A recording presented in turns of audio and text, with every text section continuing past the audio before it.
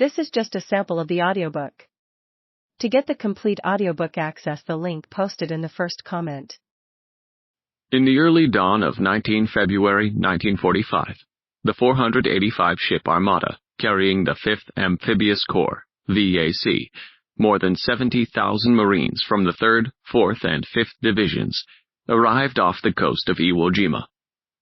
The planners could not have picked a better day for the invasion.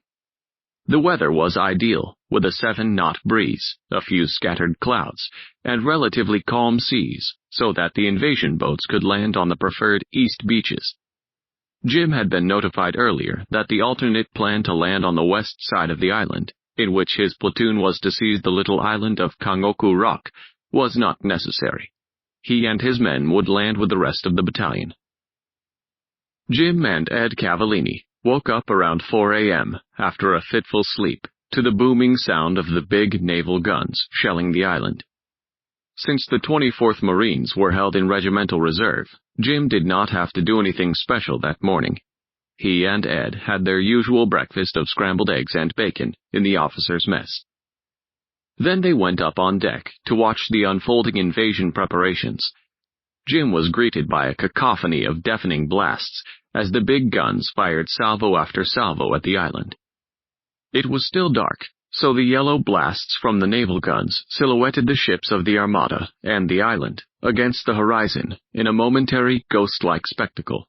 He was mesmerized by this otherworldly tableau. As the sun rose, the outline of the island gradually became more distinct. Jim's first impression was that it was an ugly island, especially after the beauty of Hawaii. He found the shelling and explosions somehow reassuring as he watched smoke rise from hundreds of exploding rounds on the beaches. It was an impressive display of naval might. Surely, he thought, nobody on the island could possibly survive such a brutal pounding. He went so far as to speculate that the Navy would end up doing the job for him, and that this would be a short campaign with few casualties. At 06:30, Vice Admiral Richmond Kelly Turner gave the order to land, raising the curtain on the bloodiest and most famous campaign in Marine Corps history.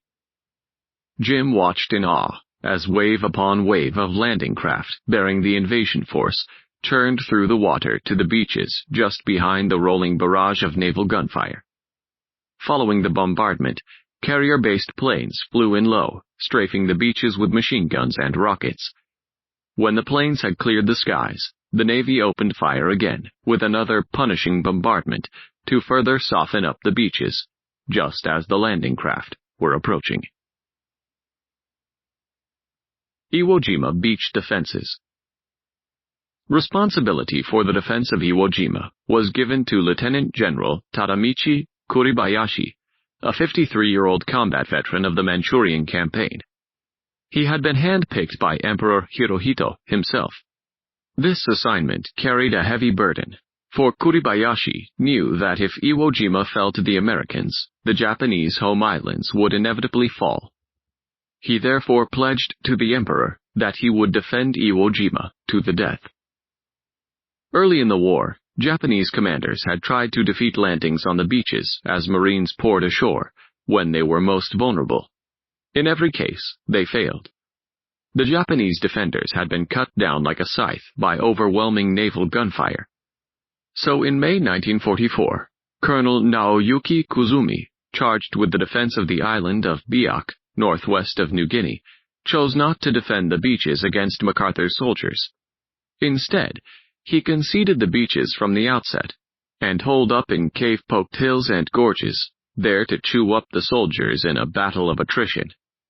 As a result, the island held out for 3 months, and Japanese generals on Saipan and Peleliu resolved to follow the colonel's example. In each case, the Marine Corps still defeated the Japanese, but at a tremendous cost in casualties.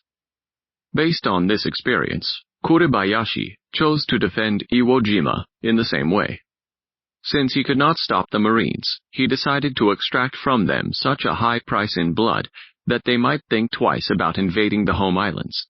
He, too, would fight a battle of attrition.